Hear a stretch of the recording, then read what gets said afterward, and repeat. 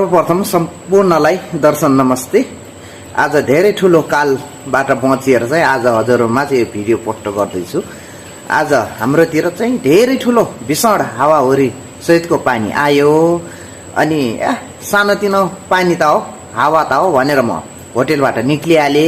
बाटोमा आउँदा त यति ठुलो आयो कि हेर्नुस्, म बाटोमै एकछिन उभि त चाहिँ मार्ला जस्तो गरेर म त्यहाँबाटै हिँड्दा त बाटोमा त रुख ढलेर झन्नै मारेन।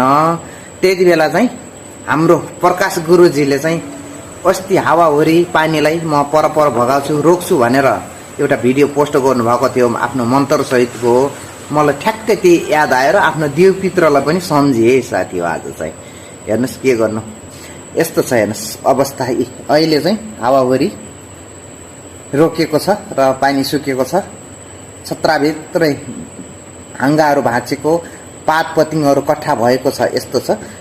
जहाँ भए पनि जस्तो सुकै अवस्थामा भए पनि हजुरहरू सुरक्षित रहनु होला। र यो हावाहुरी चलेको छ, सानो छ, म गइहाल्छु भनेर चाहिँ निक्लिने काम चाहिँ कतै पनि नगर्नुलाई।